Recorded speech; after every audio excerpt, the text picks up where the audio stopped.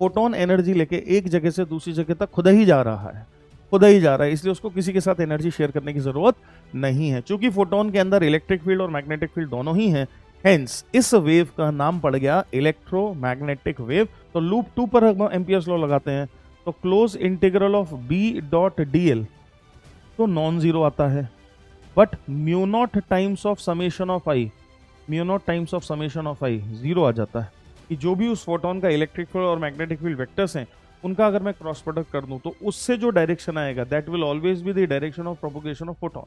और हम जानते हैं कि वेव के जाने का डायरेक्शन होता है E cross B, E cross B is the direction of propagation of wave. तो वेव जा रही है एक्स डायरेक्शन में, that means I cap is equal to electric field है जे कैप में, तो जे कैप क्रॉस यहाँ पर डैश है।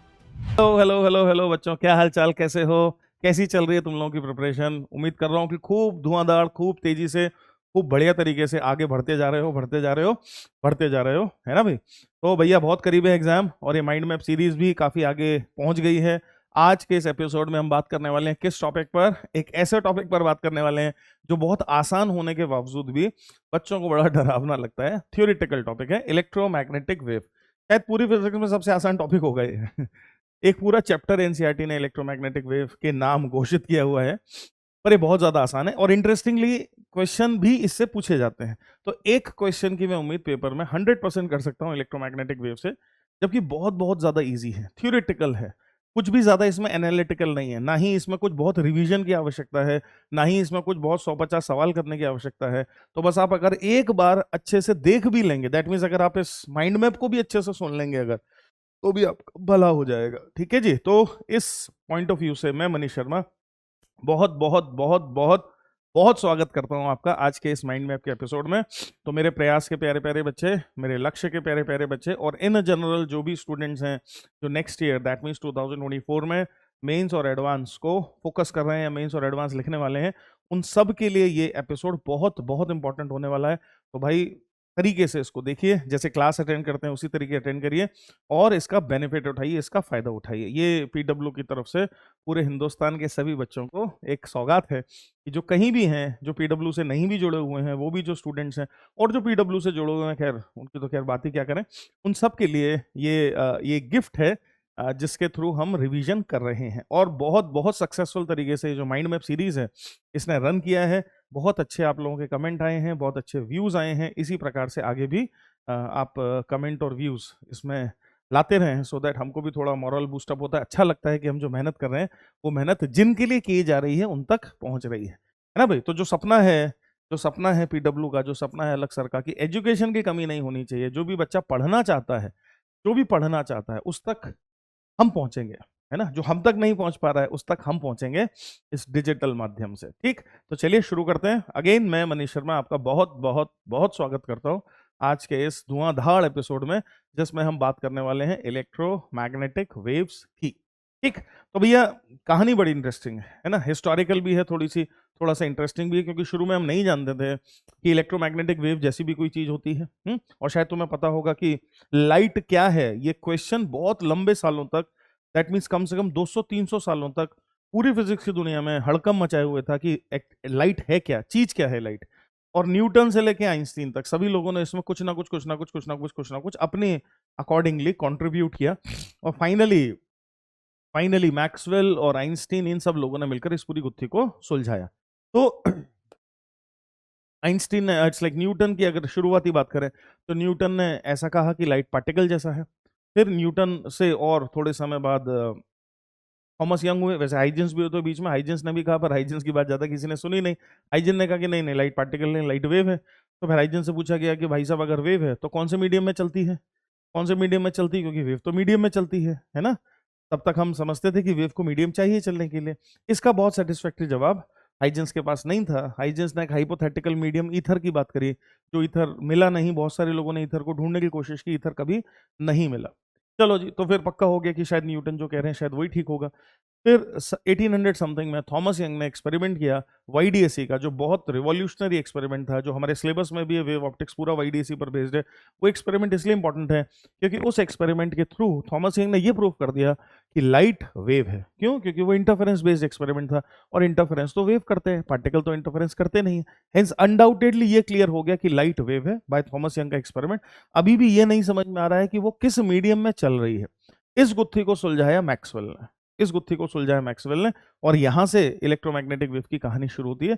मैक्सवेल ने कहा कि लाइट एक अलग तरह की वेव है, और उसने उसको नॉन मैकेनिकल वेव बोला, कि लाइट एक नॉन मैकेनिकल वेव है। दैट मीन्स वेव दो प्रकार की हो सकती है, mechanical waves, non mechanical wave. Light non mechanical wave है।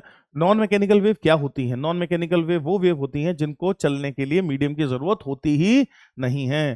तो लाइट को मीडियम की कोई जरूरत नहीं है, लाइट को मीडियम की कोई जरूरत ही नहीं है। वेव को मीडियम की जरूरत क्यों होती है? क्योंकि wave is basically transfer of energy and momentum from one place to the other.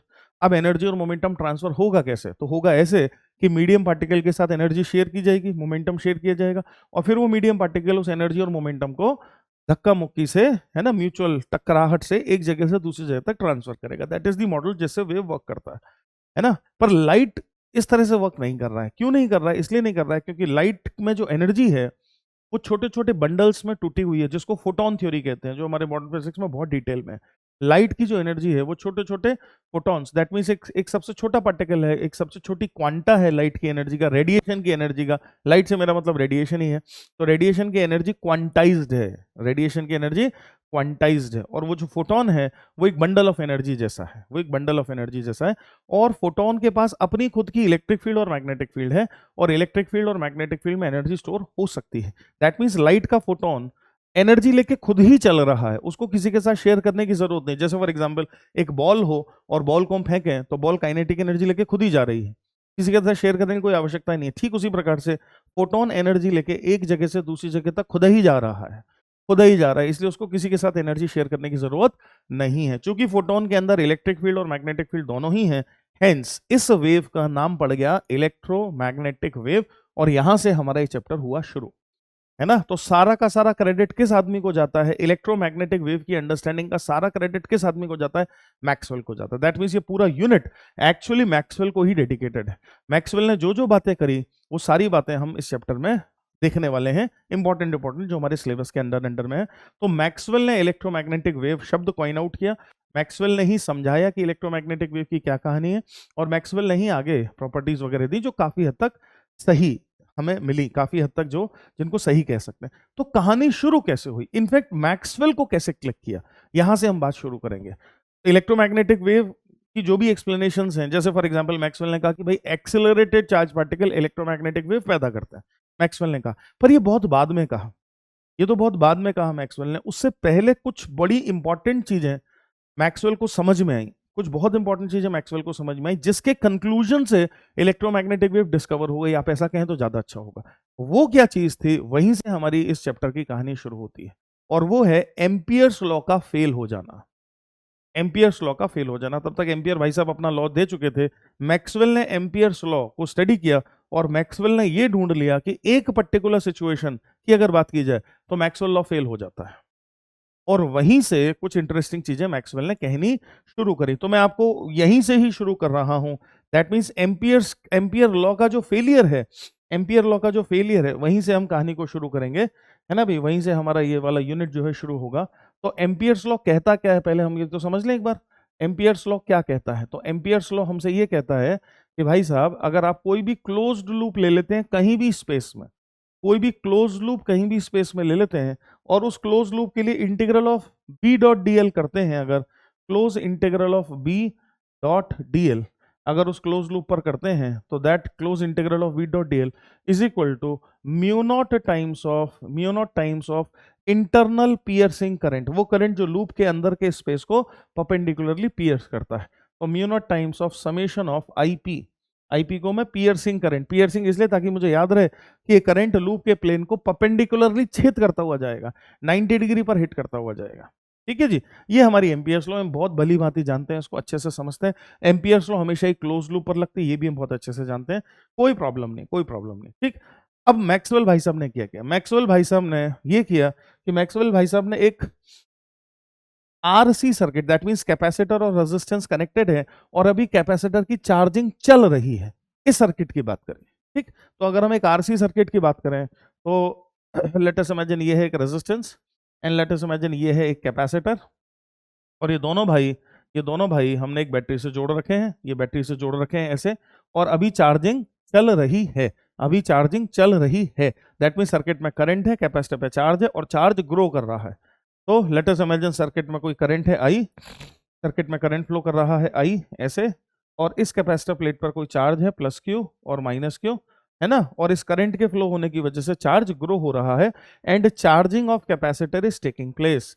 Charging charging charging of capacitor, charging of capacitor हो रही है, कैपेसिटर हमारा चार्ज हो रहा है, कोई दिक्कत नहीं, बढ़िया बात है। तो चार्जिंग ऑफ कैपेसिटर तो पढ़ा हुआ है हमने, कोई प्रॉब्लम वाली बात ही नहीं है, ठीक है। तो कैपेसिटर महोदय आराम से चार्ज हो रहे हैं, मस्ती से चार्ज हो रहे हैं, ऐसी कहानी चल रही है, ठीक है जी, ठीक है जी, कोई दिक्कत वाली बात ही नहीं। सर्किट में करंट जा रहा है आई, ठीक है जी, कोई प्रॉब्लम नहीं। हम जानते हैं कैपेसिटर वगैरह हम पढ़ चुके हैं, करंट में भी पढ़ चुके हैं कि ब्रोकन सर्किट होने के बाद भी इंडक्शन वगैरह की वजह से सारा खेल चल रहा है, कोई दिक्कत नहीं है, ठीक है जी। अब मैक्सवेल ने जो किया वो बड़ा मजेदार है, ध्यान से देखना मैक्सवेल ने क्या किया। मैक्सवेल ने दो लूप इमेजिन किए, मैक्सवेल ने दो लूप इमेजिन किए।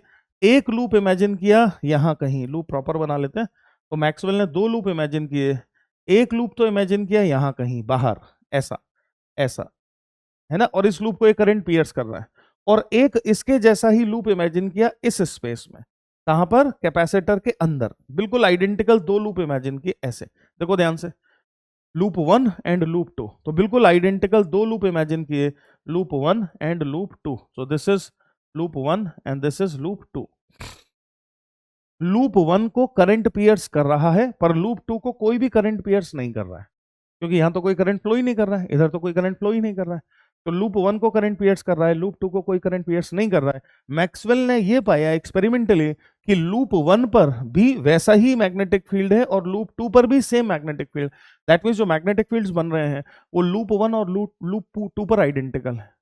और अब अगर हम एम्पियर्स लॉ लूप 1 पर लगाते हैं, एम्पियर्स लॉ लूप 1 पर लगाते हैं, तो लूप 1 पर लूप 1 पर अगर हम एम्पियर्स लॉ लगाते हैं तो कोई भी दिक्कत नहीं होती है, क्योंकि लेफ्ट हैंड साइड भी नॉन जीरो है, बी डॉट डी एल का क्लोज इंटीग्रल की कुछ वैल्यू आएगी and that would be equal to mu naught times of I, बिल्कुल सही है। लूप 1 पर अगर एम्पियर्स लॉ लगाते हैं तो कोई प्रॉब्लम नहीं है, पर जब लूप 2 पर एम्पियर्स लॉ लगाते हैं तो लूप 2 पर एम्पियर्स लॉ अगर लगाया जाए तो left hand side non zero है, राइट हैंड साइड जीरो है, left hand side non zero है, राइट हैंड साइड जीरो है। तो लूप 2 पर हम एम्पियर्स लॉ लगाते हैं तो close integral of B dot D L तो नॉन जीरो आता है, but mu naught times of summation of I, mu naught times of summation of I zero आ जाता है, mu naught times of summation of I zero आ जाता है। और ऐसा हो जाने से एम्पियर्स का लॉ फेल कर जाता है लूप 2 पर, एम्पियर्स का लॉ फेल कर जाता है, Ampere's law fail, Ampere's law fail.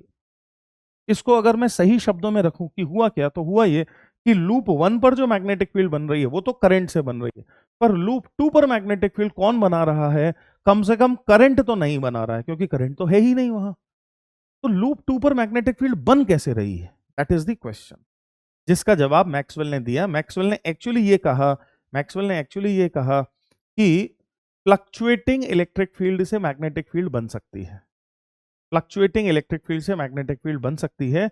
That means हो ये रहा है कि इस स्पेस में करंट तो नहीं है, पर इस स्पेस में इन दोनों कैपेसिटर्स के बीच जो स्पेस है, इस स्पेस में इलेक्ट्रिक फील्ड तो है ना, इस स्पेस में इलेक्ट्रिक फील्ड है, और ये जो इलेक्ट्रिक फील्ड है ये इलेक्ट्रिक फील्ड समय के साथ बदल रही है।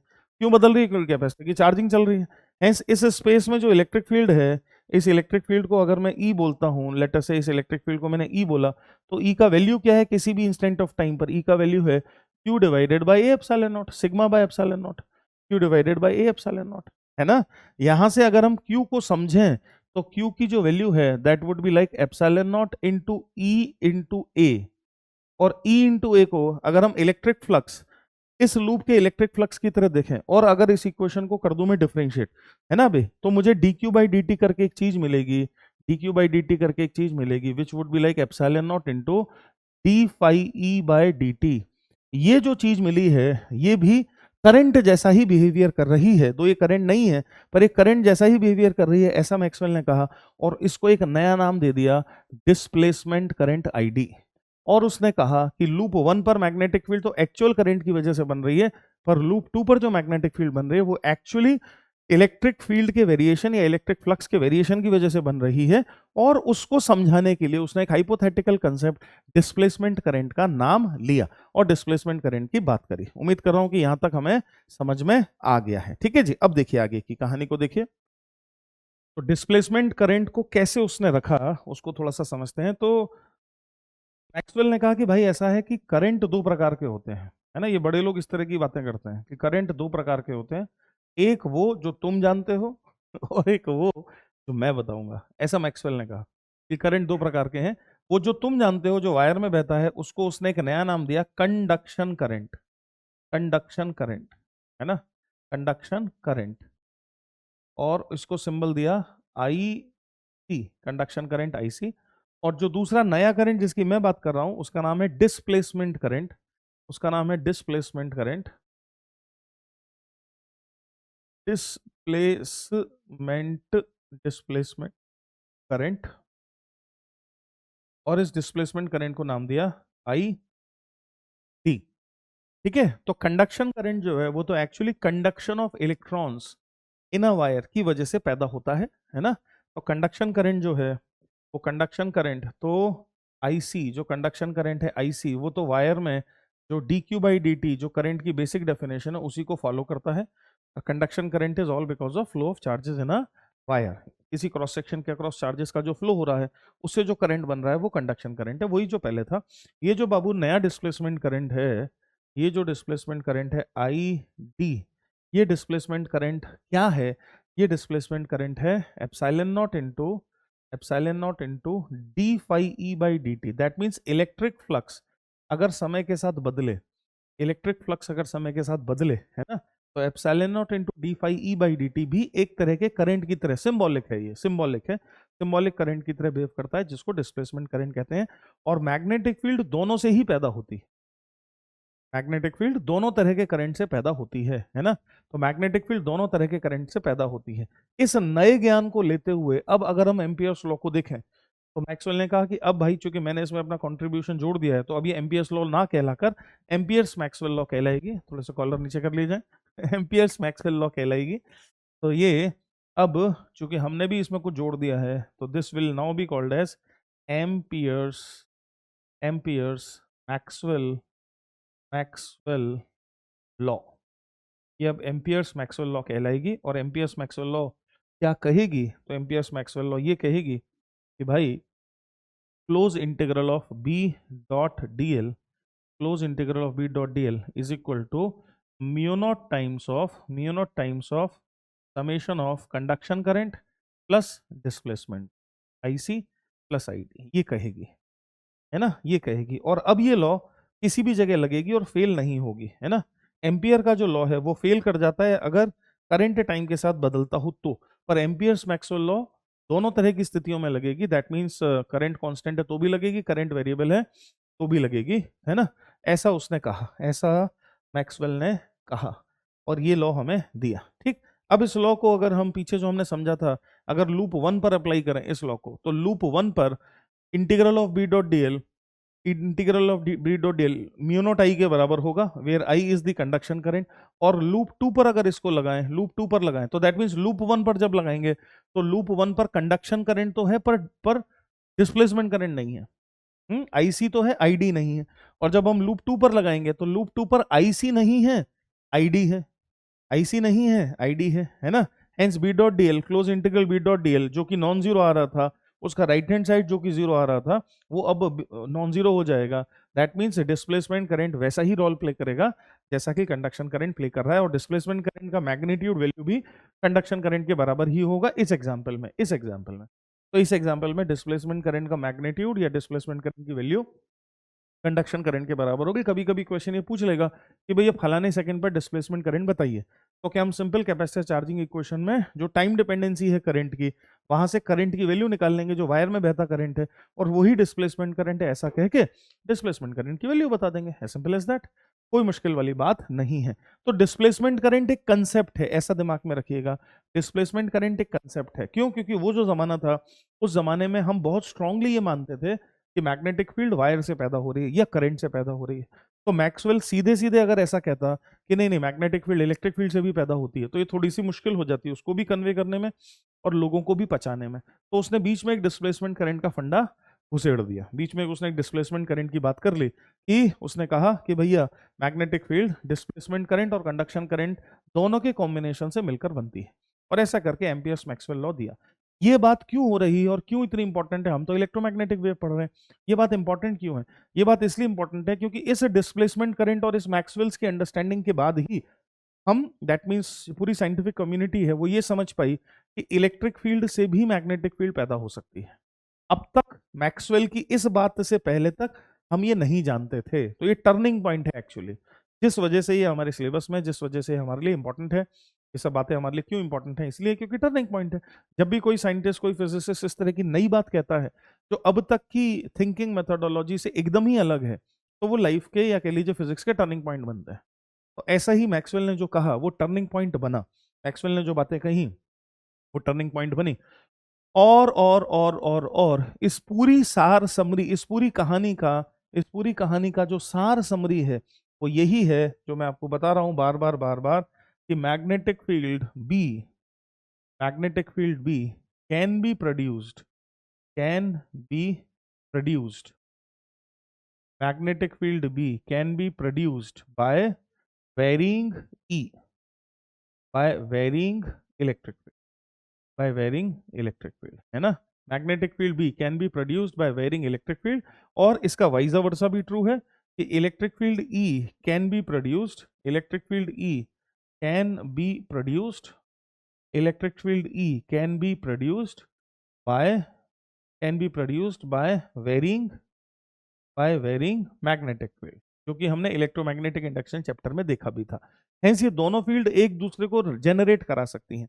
इलेक्ट्रिक फील्ड मैग्नेटिक फील्ड को जनरेट करा सकती है, मैग्नेटिक फील्ड इलेक्ट्रिक फील्ड को जनरेट करा सकती है। जब ये बात अच्छे से समझ में आई, जब ये बात अच्छे से समझ में आई, तभी मैक्सवेल को क्लिक किया, तभी मैक्सवेल को क्लिक किया कि लाइट जो कि है तो वेव, पर कोई मीडियम, बिना मीडियम के कैसे चल रही है? क्योंकि स्पेस में लाइट चलकर आ रही है, स्पेस में तो कोई मीडियम नहीं है, तो स्पेस में लाइट कैसे चलकर आ रही होगी? ये अपनी एनर्जी किसके साथ शेयर कर रही होगी? तो मैक्सवेल को क्लिक किया प्रोबेबली कि जरूर कुछ ऐसा होगा कि इसको शायद शेयर करने की जरूरत ही नहीं होगी, और उसने एक नया शब्द कॉइन किया, non mechanical waves, non mechanical, non mechanical waves, non mechanical waves, जिसका बहुत ही खूबसूरत एग्जाम्पल है इलेक्ट्रोमैग्नेटिक वेव, जो कि हमारा चैप्टर भी है। नॉन मैकेनिकल वेव जिसका बहुत सुंदर एग्जाम्पल है इलेक्ट्रोमैग्नेटिक ईएम वेव्स, जिसका बहुत ही सुंदर एग्जाम्पल है ईएम वेव्स। ठीक है भाई, तो अब तक हम केवल यही समझ रहे हैं कि ईएम वेव्स की धारणा, ईएम वेव्स आया कहां से, है ना। ईएम वेव्स की जो बातें होनी शुरू हुई, मैक्सवेल ने जो बात करी, उसके पीछे के लॉजिक क्या थे, उसके पीछे की कहानियां क्या थी, उसको हमने समझा है। अब हम ईएम वेव्स की तरफ चलने वाले हैं। अब हम इलेक्ट्रोमैग्नेटिक वेव्स को एज सच समझने की कोशिश करें। मैं उम्मीद कर रहा हूं कि यहाँ तक हमारे सारे फंडे क्लियर हो गए हैं, यहाँ तक हमें सारी बातें अच्छे से समझ में आ गई हैं। ठीक है भाई, ठीक है जी, चलिए जी। तो अब हम इलेक्ट्रोमैग्नेटिक वेव्स को देखेंगे, उसकी क्या क्या बातें हैं, क्या क्या कहानियां हैं, उनको देखेंगे और समझने की पूर्ण रूप से कोशिश करेंगे कि इलेक्ट्रोमैग्नेटिक वेव्स में अब हमें और क्या क्या देखना है, क्या क्या समझना है, कैसी बातें इस पर करनी है। ओके जी, तो क्या क्या प्रॉपर्टीज हैं इलेक्ट्रोमैग्नेटिक वेव की जो मैक्सवेल ने बताई हैं, वो क्या क्या बातें हैं? तो वो जो बातें हैं वो ये हैं, सबसे पहले तो कि इलेक्ट्रोमैग्नेटिक वेव पैदा कैसे हो रही हैं। They are produced by they are produced they are produced by accelerating charges, they are produced by accelerating charges, है ना। They are produced by accelerating charges. एक बात हुई, अगर हम एक पर्टिकुलर फ्रीक्वेंसी की इलेक्ट्रोमैग्नेटिक वेव्स की बात कर रहे हैं, तो वो इलेक्ट्रोमैग्नेटिक वेव्स, एक पर्टिकुलर फ्रीक्वेंसी के इलेक्ट्रोमैग्नेटिक वेव्स तब पैदा होंगे जब चार्ज उस पर्टिकुलर फ्रीक्वेंसी से ऑसिलेट करेगा, और जब चार्ज ऑसिलेट करेगा तो ऑब्वियसली एक्सेलरेट तो होगा ही। तो दूसरी बात जो समझने की है वो ये है कि if electromagnetic waves if electromagnetic waves are produced by are produced if electromagnetic waves are produced by oscillating charges, by oscillating if electromagnetic waves are produced by oscillating charges, then the frequency of oscillation of charge and the frequency of electromagnetic radiation is same. ठीक है, then frequency frequency of oscillation, then frequency of oscillation of charge, and frequency of electromagnetic wave is same, and frequency of electromagnetic wave is same. समझ रहे हो? तो अपन इसको cut sealant features के रूप में देख रहे हैं, है ना। मेन जो फीचर्स हैं, मेन जो बातें, उनको देख रहे हैं। तो एक्सेलरेटेड चार्जेस से पैदा होती हैं, ऑसिलेटिंग चार्जेस से पैदा होती हैं, और जो चार्ज की फ्रीक्वेंसी है वही इलेक्ट्रोमैग्नेटिक रेडिएशंस की फ्रीक्वेंसी होती है। इलेक्ट्रोमैग्नेटिक रेडिएशन के अंदर म्यूचुअली परपेंडिकुलर इलेक्ट्रिक फील्ड और मैग्नेटिक फील्ड होती है ना भाई। तो यह हम ऐसा कह सकते हैं कि electromagnetic wave energy is quantized, है ना। एंड क्वांटा, दैट मीन सबसे smallest unit, and quanta is photon. तो इलेक्ट्रोमैग्नेटिक रेडिएशन की जो एनर्जी है वो क्वांटाइज्ड है, और जो क्वांटा है दैट मीन जो सबसे छोटा यूनिट है वो कौन है? वो फोटोन है। ठीक है, अब फोटोन में घुसे कि फोटोन की क्या कहानी है। तो क्या हर फोटोन में म्यूचुअली परपेंडिकुलर डायरेक्शन में ऑसिलेटिंग इलेक्ट्रिक फील्ड और मैग्नेटिक फील्ड होती है ना भाई। तो फोटोन फोटोन फोटोन एक चार्जलेस मासलेस पार्टिकल है। फोटोन इज चार्जलेस मासलेस, ना चार्ज है ना मास है फोटोन के पास, है ना।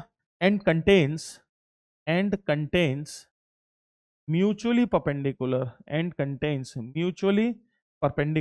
Electric field and magnetic field, contains mutually perpendicular electric field and magnetic field. तो जो फोटोन है वो चार्जलेस है, मासलेस है, and it contains mutually perpendicular electric field and magnetic field. ये इलेक्ट्रिक फील्ड और मैग्नेटिक फील्ड भी ऑसिलेट कर रही होती हैं, दैट मींस एसएचएम कर रही होती हैं उसी फ्रीक्वेंसी से जो इलेक्ट्रोमैग्नेटिक वेव की फ्रीक्वेंसी है ना। तो अगला पॉइंट है हमारा कि these electric field and magnetic field both electric field and magnetic field both oscillates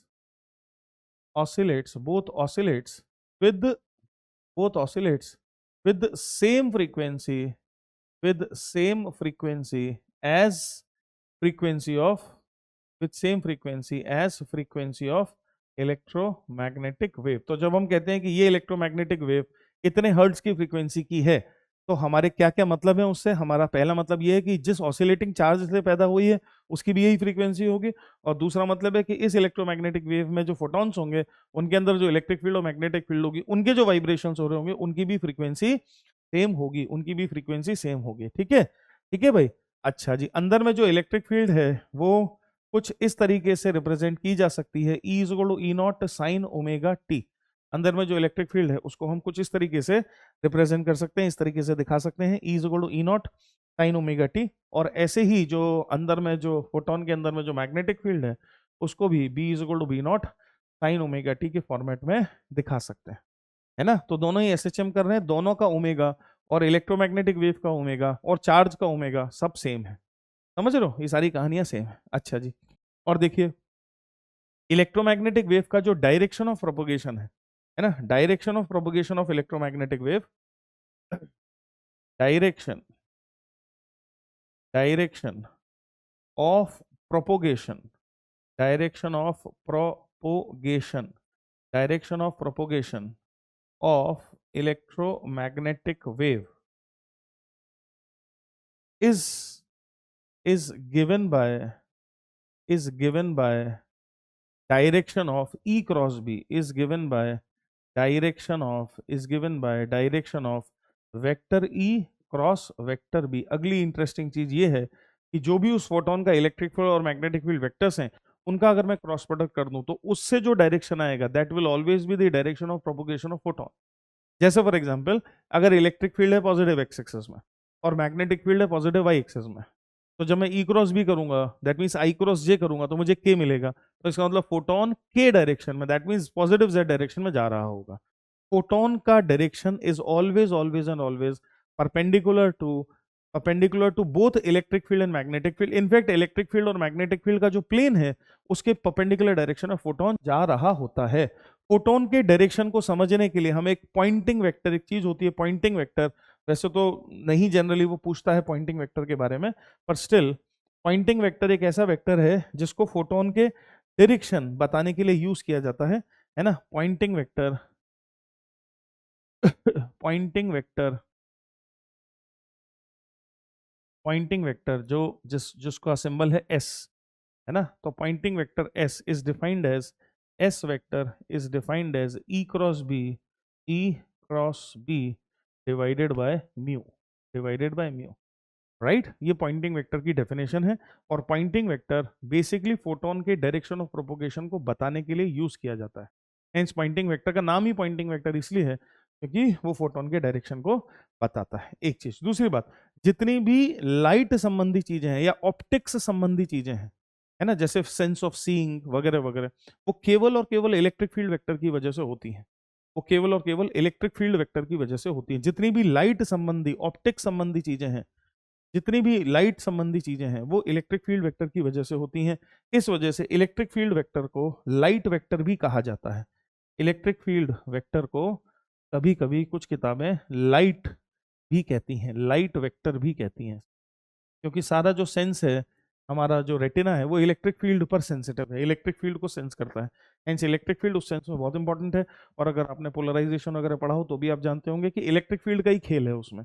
hence हम किस तरीके से फोटोन की इलेक्ट्रिक फील्ड को रिस्ट्रिक्ट करें, क्या करें, वही पोलराइजेशन की कहानी बनती है। ठीक है भाई, वही पोलराइजेशन की कहानी बनती है। ठीक, अच्छा जी। अब वैक्यूम में जो इलेक्ट्रोमैग्नेटिक रेडिएशन है वो सभी इलेक्ट्रोमैग्नेटिक रेडिएशन, अच्छा, अलग अलग फ्रीक्वेंसी के फोटॉन्स हो सकते हैं, अलग अलग फ्रीक्वेंसी की इलेक्ट्रोमैग्नेटिक रेडिएशंस हो सकती हैं, है ना। तो अलग अलग फ्रीक्वेंसी के इलेक्ट्रोमैग्नेटिक रेडिएशंस के जो फोटोन होंगे उनकी energy E is equal to H nu से लिखी जाएगी। तो हम जानते हैं अच्छे से, मॉडर्न फिजिक्स में तो खूब पढ़ा है हमने, अच्छे से केमिस्ट्री में भी पढ़ा है। तो अगर मेरी न्यू फ्रीक्वेंसी का फोटोन है तो उसकी energy E is equal to H into frequency nu, ऐसा लिखा जाएगा। या अगर वेवलेंथ लेमडा पता है आपको तो E is equal to H C by lambda से हम एनर्जी ऑफ फोटोन लिखते हैं, है ना। यहाँ E क्या है, E is energy of photon, E is energy of photon, energy of photon. Lambda क्या है, वेवलेंथ ऑफ फोटोन, और न्यू क्या है, frequency of photon.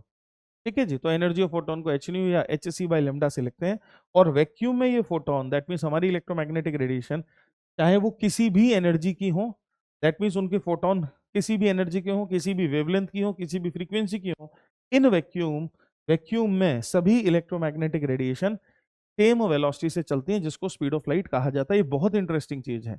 In vacuum all electromagnetic waves in vacuum all electromagnetic waves travel with same speed, all electromagnetic waves travel with same speed in vacuum, all electromagnetic wave travel with the same speed, with same speed c, इसको speed of light भी कहते हैं, जिसकी value कितनी होती है जिसकी value होती है c is equal to 3 into 10⁸ metre per second, 3 × 10⁸ metre per second. तो वैक्यूम में सभी प्रकार की इलेक्ट्रोमैग्नेटिक रेडिएशन, चाहे गामा रेज हो, चाहे एक्स रेज हो, चाहे विजिबल रेज हो, चाहे इंफ्रारेड हो, चाहे रेडियो वेव्स हो, माइक्रोवेव्स हो, कुछ भी हो, वैक्यूम में तो सब सेम स्पीड से चलती हैं। That means speed is irrespective of energy of photon. Speed का एनर्जी ऑफ फोटोन से कोई लेना देना नहीं है, फ्रीक्वेंसी ऑफ फोटोन से कोई लेना देना नहीं है, वेवलेंथ ऑफ फोटोन से कोई लेना देना नहीं है, जब तक वैक्यूम में चल रही है। पर अगर हम मीडियम्स की बात करें, मीडियम्स की बात करें तो मीडियम में सभी फोटॉन्स की स्पीड अलग अलग हो जाती है ना। In a medium in a medium in a medium of refractive index in a medium of refractive index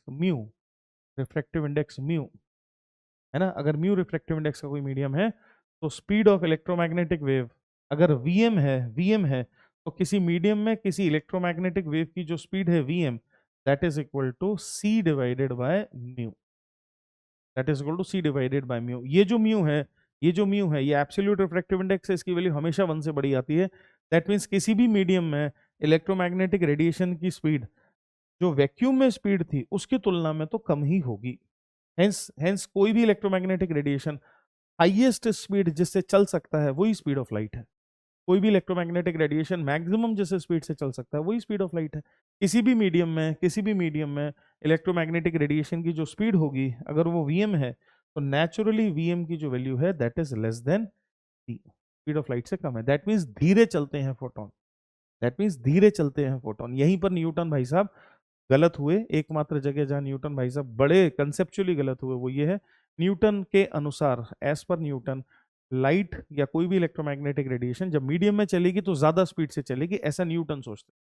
और यहाँ पर हो गई गड़बड़, है ना। तो ये एक बड़ी गड़बड़ है न्यूटन के दृष्टिकोण से। अगर देखें न्यूटन भाई साहब यहाँ गलत हुए, क्योंकि जब हमने प्रैक्टिकली ऐसा देखा तो हमें पता चला कि नहीं ऐसा नहीं है, मीडियम में तो लाइट धीरे चल रही है ना। न्यूटन के अनुसार मीडियम में लाइट को तेज चलना चाहिए। तो किसी भी मीडियम जिसका रिफ्रैक्टिव इंडेक्स म्यू है वहां पर वेलोसिटी जो है मीडियम में that is given by C by mu. अच्छा, म्यू का mu absolute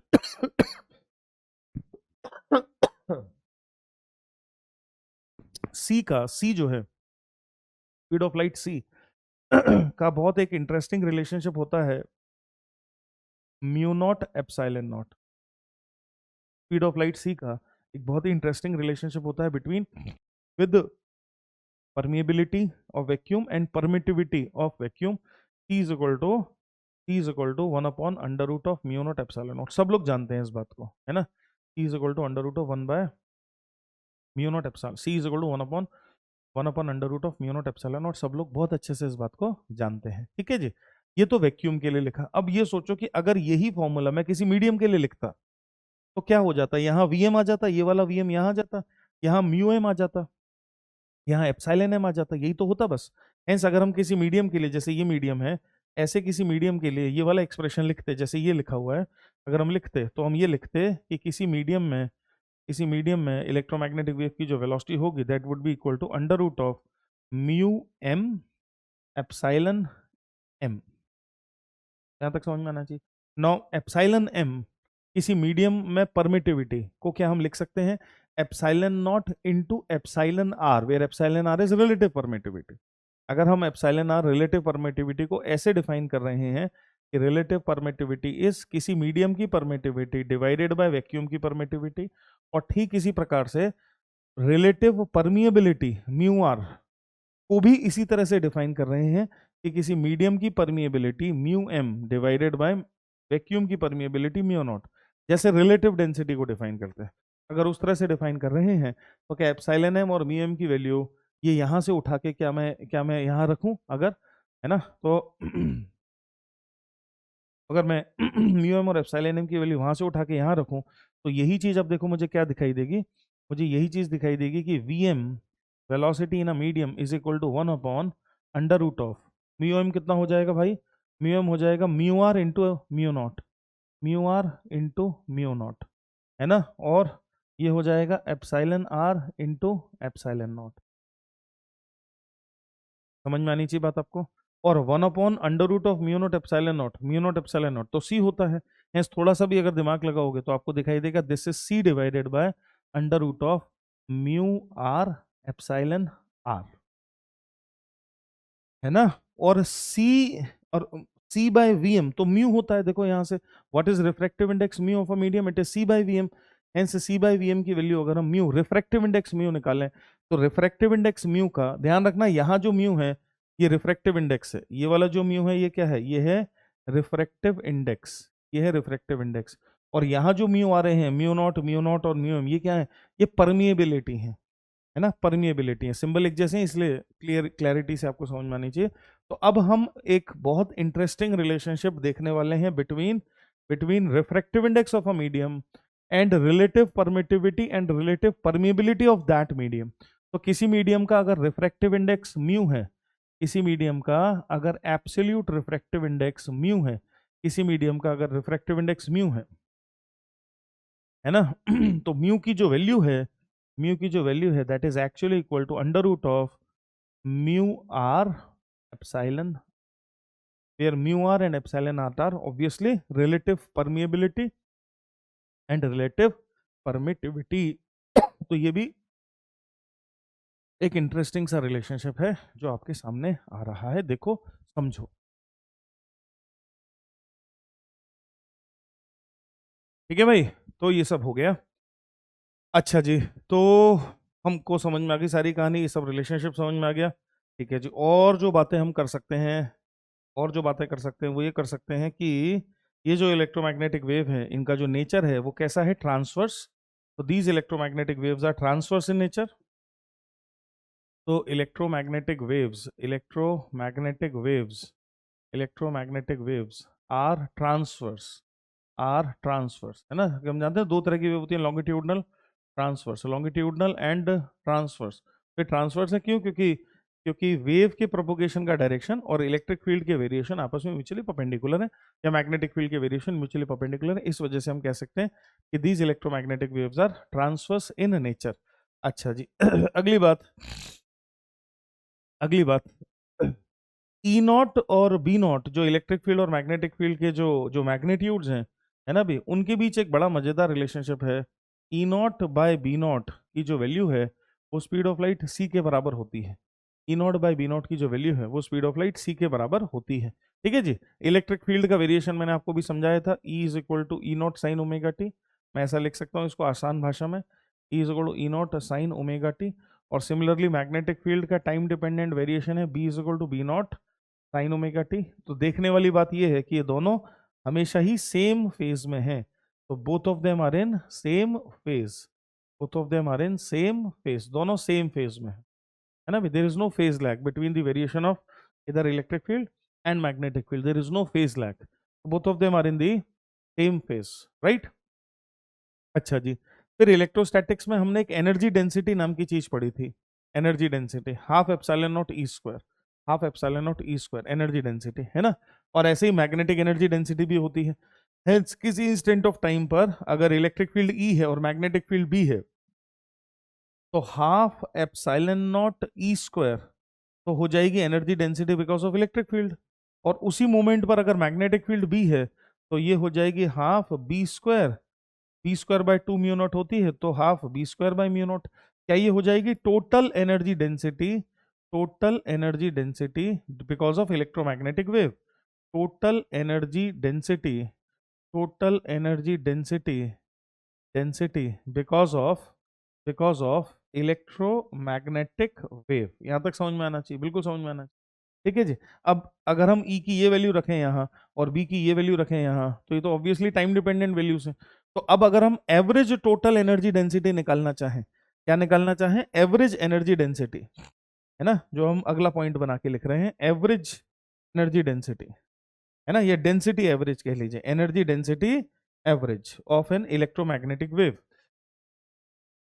average energy, average energy density, density, average energy density of EM wave, of EM wave. मान लेते हैं हम ये निकालना चाहते हैं, what is the average density, energy density of electromagnetic wave. तो मैंने ये सब्स्टिट्यूट किया यहाँ, फिर जब मैं एवरेज निकालूंगा तो ई का चूंकि स्क्वायर है, तो जब मैं एवरेज निकालूंगा तो वो ई आर एम एस आ जाएगा इस जगह पर, इस जगह पर। और हम जानते हैं कि ए आर एम एस की वैल्यू E naught by root two होती है।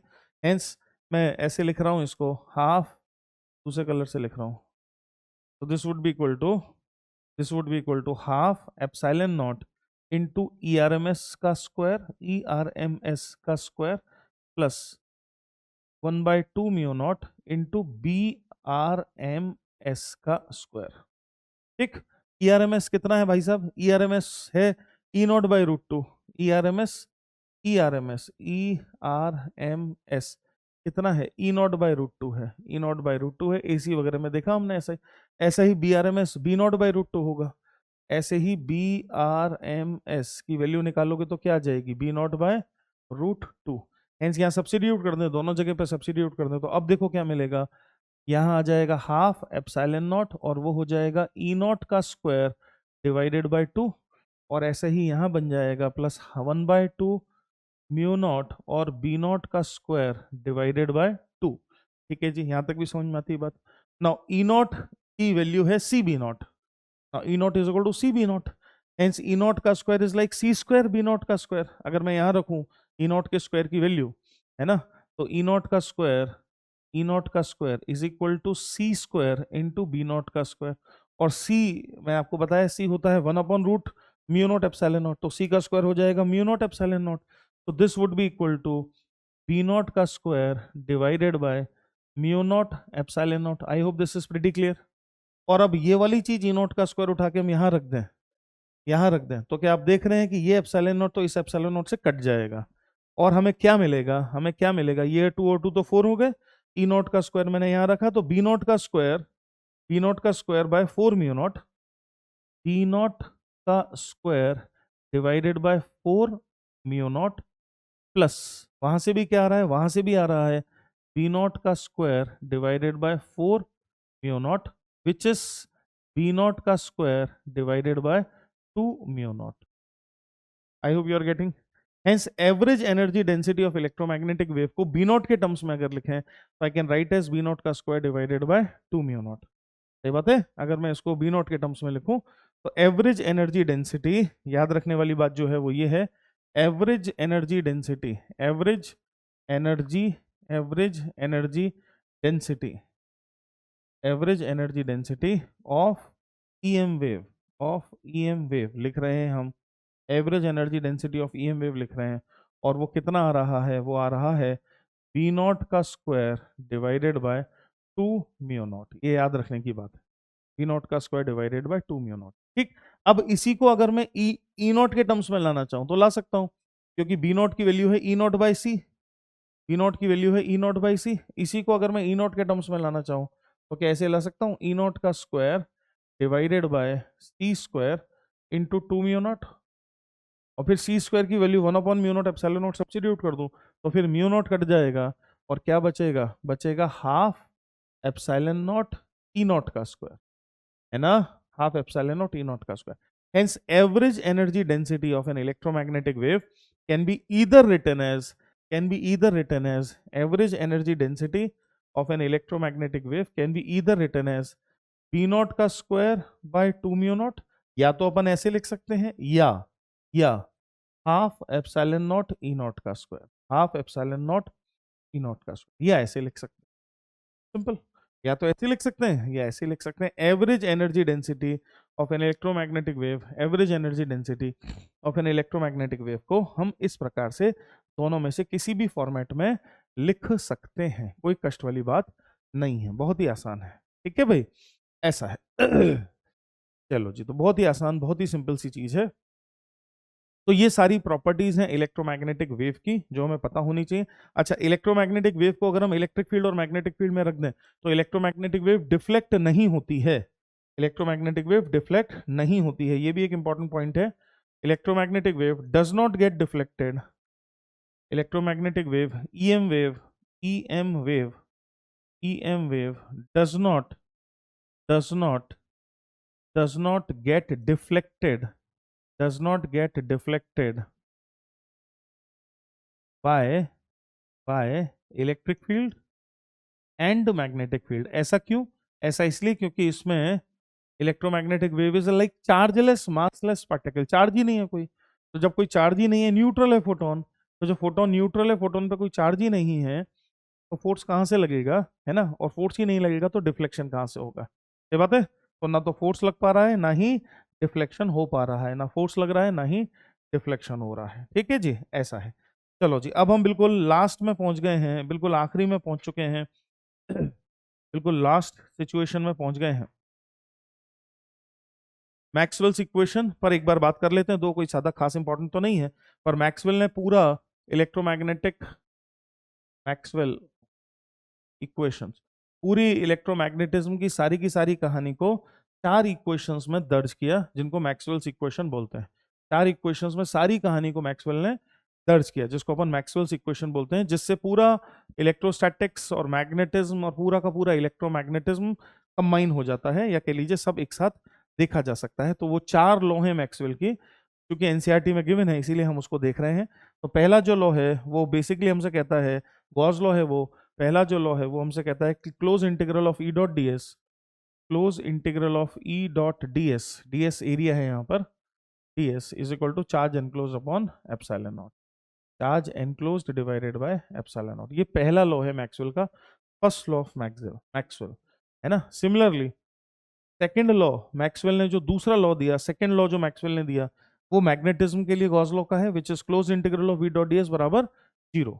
वो मैग्नेटिज्म में गॉस लॉ का है कि भाई साहब close integral of B dot D S बराबर 0, जो कि क्या बताता है, जो कि बताता है कि मैग्नेटिक पोल्स नेचर में एग्जिस्ट नहीं करते हैं। अगर आप कोई भी गॉसियन सरफेस बना के close integral B dot D S करोगे तो नेट पोल स्ट्रेंथ हमेशा ही 0 आएगी, नेट पोल स्ट्रेंथ हमेशा ही 0 आएगी, नेट पोल स्ट्रेंथ हमेशा ही 0 आएगी, है ना भाई। तो पहला है गॉस लॉ फॉर इलेक्ट्रोस्टैटिक्स, दूसरा है गॉस लॉ फॉर मैग्नेटिज्म, दूसरा है गॉस लॉ फॉर मैग्नेटिज्म। तीसरा जो लॉ है मैक्सवेल का, that is Faraday's law, Faraday law, electromagnetic induction का Faraday law, close integral E dot DL, close integral E dot DL is equal to minus D phi B by D T, close integral E dot DL is equal to minus D phi B by D T. Close integral of E dot DL, किसी closed body पर अगर electromagnetic induction हो रहा है तो that would be equal to minus का D phi B by D T, है ना। Close integral E dot DL is like induced EMF, induced EMF is like minus D phi by D T, Faraday's law. ये तीसरा law है। और चौथा law, fourth law, जो Ampere's Maxwell's law है, जो एम्पियर ने मैक्सवेल के साथ या मैक्सवेल के लॉ को इंप्रूव किया, जिसको अपन एम्पियर्स मैक्सवेल लॉ बोलते हैं, वो हमसे कहता है कि close integral of B dot DL, close integral of B dot DL, close integral of B dot DL is equal to mu naught times of, mu naught times of current I, mu naught times of current I plus, ये तो conduction current हो गया, IC कह लो इसे conduction current IC कह लो इसे, है ना। तो mu naught times of I C plus displacement current क्या है, epsilon naught into D phi E by D T, epsilon naught into D phi E by D T. ये चार लॉ हैं मैक्सवेल के, जिनसे पूरा का पूरा इलेक्ट्रोमैग्नेटिज्म की सारी बातें कंसेप्चुअली करी जा सकती हैं, एटलीस्ट कंसेप्चुअली करी जा सकती। ये चार लॉ हैं मैक्सवेल के, जिनसे सारी बातें कंसेप्चुअली पूरी की जा सकती हैं, ऐसा मैक्सवेल ने हमें बताया। तो ये 4 इक्वेशंस मैक्सवेल की हैं, और मैक्सवेल ने पूरा अपना जिंदगी इलेक्ट्रोमैग्नेटिज्म को दिया, जिससे बहुत सारी बातें, नई नई बातें इलेक्ट्रोमैग्नेटिज्म की हमको समझ में आई। ठीक, चलिए जी, अब हम बिल्कुल लास्ट चीज की तरफ आ गए हैं कि भैया ये जो इलेक्ट्रोमैग्नेटिक रेडिएशंस हैं, जो इलेक्ट्रोमैग्नेटिक वेव्स हैं, है ना, ये इनकी इनकी कहानी क्या है ना। और अगर हम इनको किसी ऑर्डर में अरेंज कर दें तो एक चीज बनेगी जिसका नाम है स्पेक्ट्रम।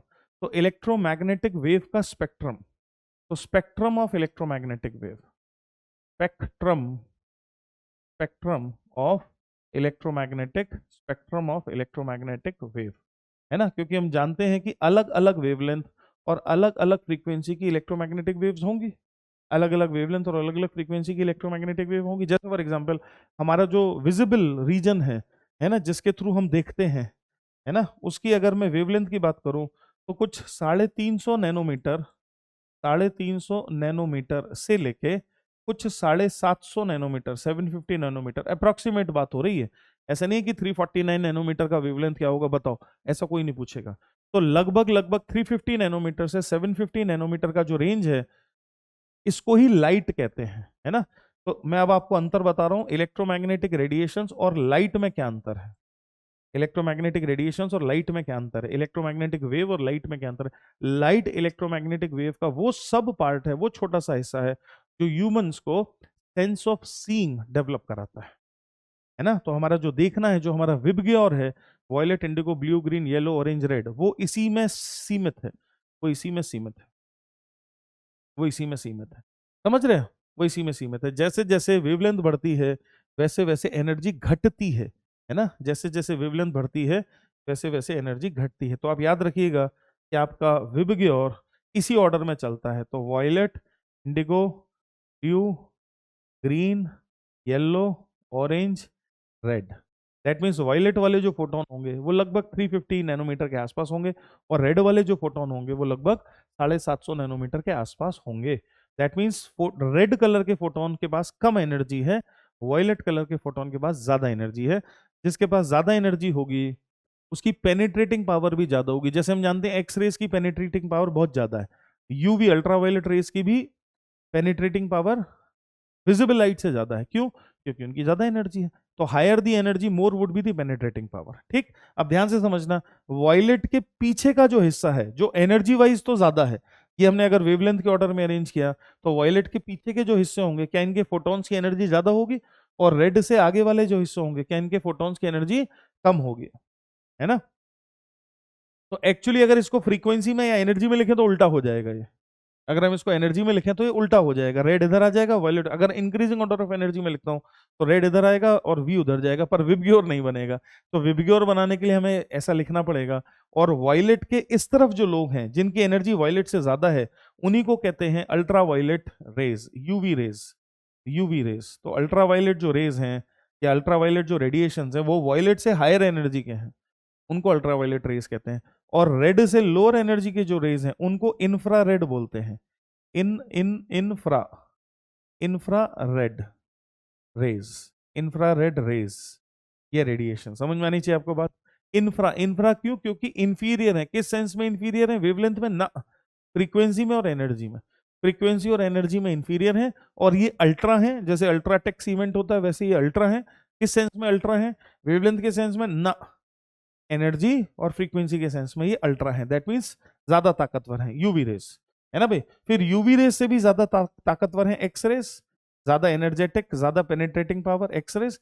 एक्स रेस से भी कहीं ज्यादा पेनेट्रेटिंग पावर है गामा रेस की, है ना? हम मॉडर्न फिजिक्स के थ्रू जानते हैं कि गामा रेस का जो सोर्स ऑफ प्रोडक्शन है वो न्यूक्लियस है।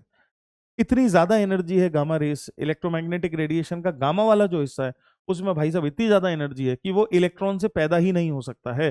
तो गामा रेस को छोड़ के बाकी सब लोगों का तो सोर्स इलेक्ट्रॉन ही है, पर गामा रेस के प्रोडक्शन का सोर्स न्यूक्लियस है ना? गामा रेस के प्रोडक्शन का सोर्स न्यूक्लियस है। तो न्यूक्लियस से प्रोड्यूस होती हैं gamma rays, produced by nucleus, produced by nucleus, nucleus. जबकि ये सारी यहां से लेके जहां तक भी ये सारी produced by electrons, these are produced by electron, these are produced by electrons. So there is a fundamental difference between x-rays और ये सब लोग and gamma rays. Gamma rays are produced by nucleus. Gamma rays are most energetic. सबसे ज्यादा energy, highest energy है gamma race के पास, और highest penetrating power भी, हाईएस्ट एनर्जी, बहुत ही ज्यादा हाईएस्ट एनर्जी, है ना? इसीलिए जब न्यूक्लियर फिजिक्स की बात होती है और मान लेते हैं कहीं एक्सप्लोजन वगैरह हो जाए, है ना, तो गामा रेज बहुत बहुत डिस्ट्रक्शन भी कर सकती हैं। बहुत हाईएस्ट, हाई एनर्जी की रेज हैं गामा रेज, बहुत ज्यादा हाई पेनिट्रेटिंग पावर और बहुत ज्यादा हाई एनर्जी, बहुत ज्यादा हाई एनर्जी और बहुत ज्यादा पेनिट्रेटिंग पावर। ठीक है भाई, ऐसा है।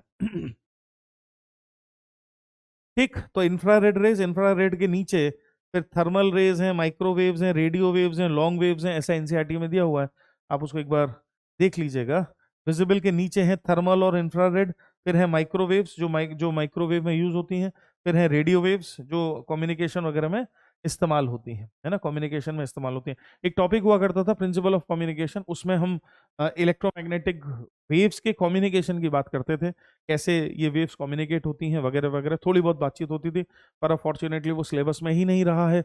हेंस हेंस इन रेस का कम्युनिकेशन में जो इस्तेमाल है उस पर अब बात करने का कोई मुद्दा, कोई चीज रह नहीं गई है ना जी? कोई भी किसी भी तरह की कोई कहानी नहीं रह गई। ठीक है जी। फिर आखिरी में लेयर्स ऑफ एटमॉस्फेयर, ज्योग्राफी की बात है वैसे तो, लेयर्स ऑफ एटमॉस्फेयर करके एक छोटी सी चीज एनसीईआरटी में और दी हुई है, ट्रोपोस्फियर और स्ट्रेटोस्फियर और ये सब करके दिया हुआ है ना भाई। तो ट्रोपोस्फियर, फिर स्ट्रेटोस्फियर, फिर मीजोस्फियर, थर्मोस्फियर, एक्सोस्फियर और आइनोस्फियर, जिसमें आइंस वगैरह होते हैं।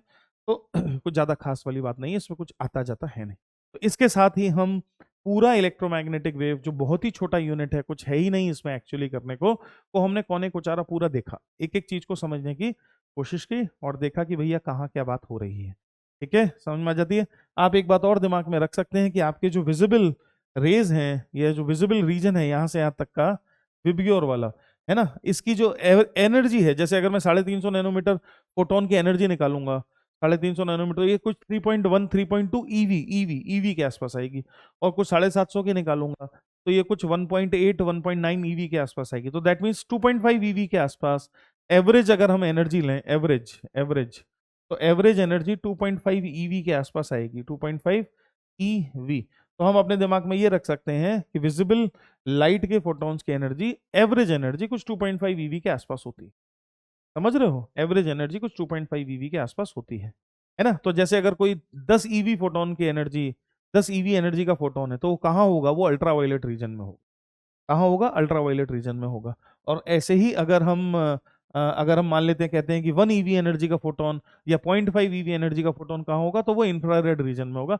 एक रफ अंडरस्टैंडिंग इस चीज की हमें होनी चाहिए, रफ, बहुत ज्यादा डिटेल तो नहीं पर रफ, हल्का फुल्का, है ना, कि एक्सरे का फोटोन क्या एनर्जी रेंज का होता है, अल्ट्रावायलेट का क्या एनर्जी रेंज है। ऐसे हल्का फुल्का अगर हमें थोड़ा सा एनर्जी का आइडिया होगा तो कभी कभी इस तरह के क्वेश्चन बन जाते हैं कि भैया ये पर्टिकुलर वेवलेंथ का एक फोटोन है, बताइए इसकी एनर्जी क्या होगी, है ना, या ये कहाँ का है। तो केमिस्ट्री से हम एक बात तो जानते ही हैं कि अगर किसी फोटोन की वेवलेंथ नैनोमीटर्स में दी हुई है तो उसकी energy 1240 divided by lambda in nanometres, है ना, ये हमारा फंडा है जिससे एनर्जी ईवी में आ जाती है। तो अगर मैं आपको कोई फोटोन देके उसकी एनर्जी पूछूं तो आप बहुत मजे से इस फॉर्मूले की मदद से बता सकते हैं, है ना, बहुत आराम से बता सकते हैं कि उस फोटोन की क्या एनर्जी होगी। चलिए जी, एनीवेज इसके साथ ही अब हमारी सारा कार्यक्रम खत्म हो जाता है। थोड़े से क्वेश्चन जरा देख लेते हैं कि किस तरह के पीवाईक्यूज इस पर पूछे जाते हैं। तो कुछ क्वेश्चन जरा देखें, जरा रिप्रेजेंटेटिव कुछ क्वेश्चंस को देखें किस तरह के क्वेश्चन बनते हैं। तो आइए 2023 का ही ताजा ताजा प्रश्न देखा जाए क्या कह रहा है, 2023 का ही प्रश्न हमसे क्या कह रहा है। तो for the plane electromagnetic wave is given by this and this, then the ratio of average energy density to the average magnetic energy density is 1। अभी अभी प्रूव किया था हमने कि half epsilon naught E naught का square और half B naught का square by mu naught is the average density because of electric field and magnetic field, ratio कितना है 1। इस तरह के क्वेश्चन आएंगे। फिर देखो एक और 23 का एक और प्रश्न क्या चाहता है, the energy density associated with electric field and magnetic field in free space is given by energy density associated with electric field and magnetic field is given by, obviously average की बात कर रहा है और एवरेज की बात कर रहा है तो एक्सप्रेशन है half epsilon naught E square और half B square by mu naught. अच्छा जी, फिर 23 का, the energy of an electromagnetic wave contained in a small volume oscillates with, energy of an electromagnetic wave contained इन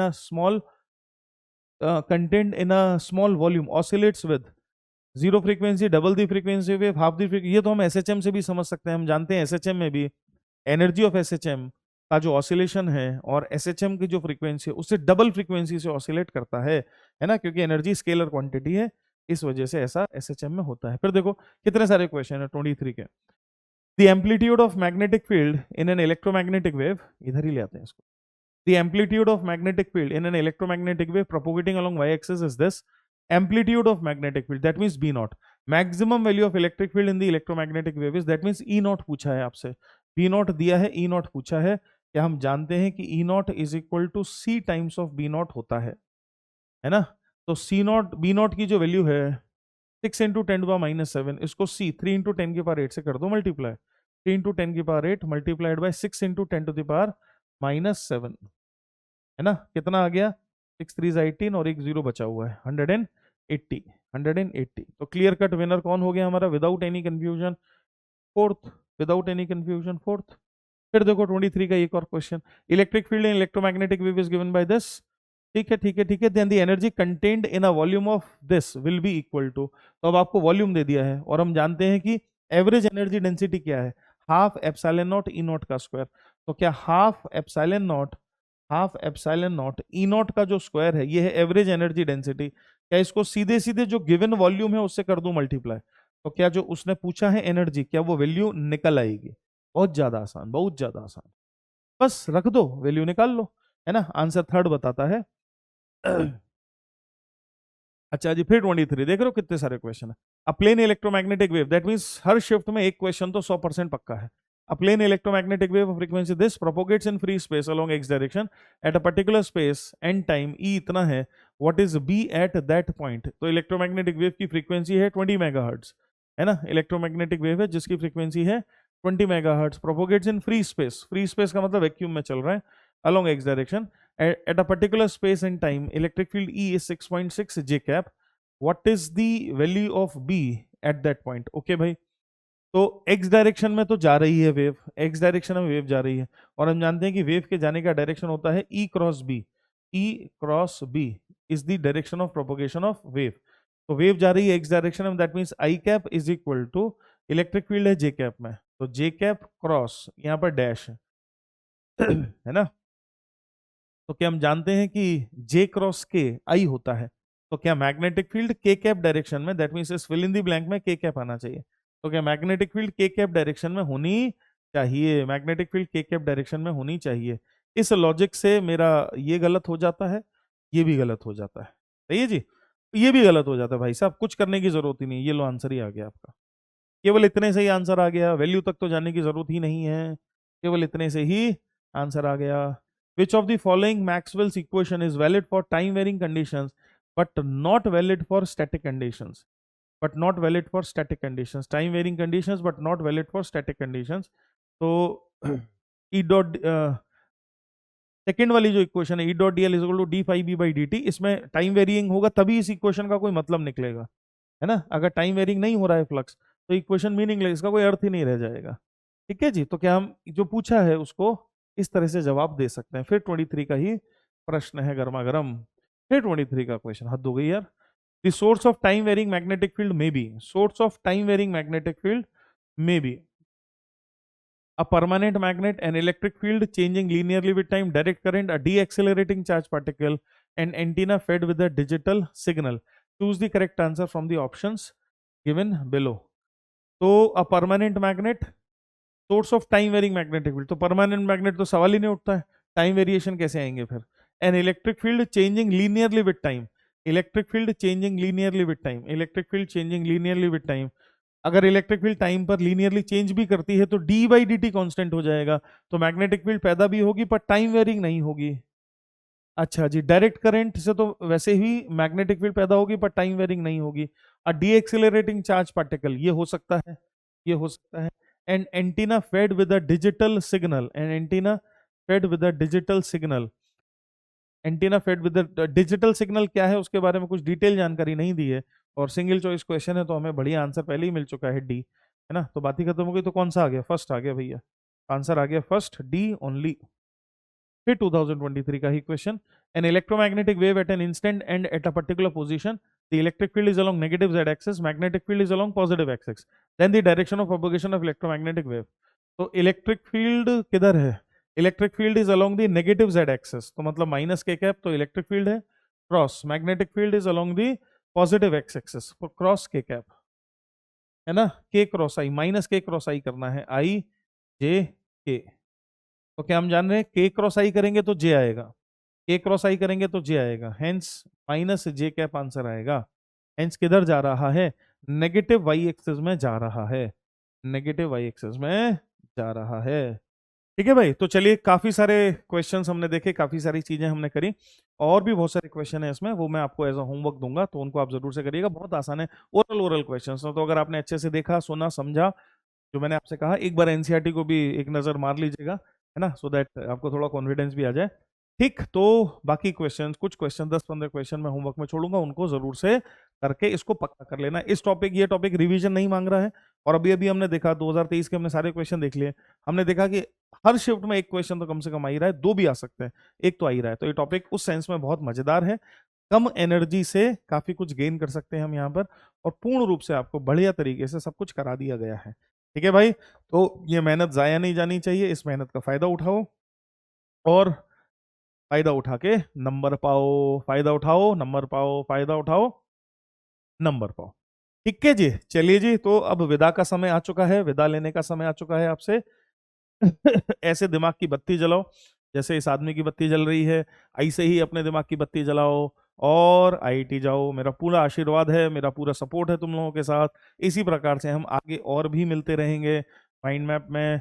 नए नए chapters, जो आगे बच गए चैप्टर्स हैं, उनको लेकर आते रहेंगे, सो दैट पूरा ही जो सिलेबस है हमारा वो माइंड मैप के थ्रू हो जाए कवर।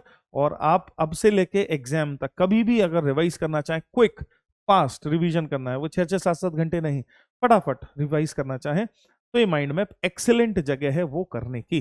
चलिए जी, तो मैं मनीष शर्मा विदा लेता हूं आपसे, साइनिंग ऑफ। फिर मिलेंगे हम बहुत ही जल्दी, फिर मिलेंगे नए एपिसोड में, नए नए चैप्टर के साथ। तब तक bye bye, take care, bye.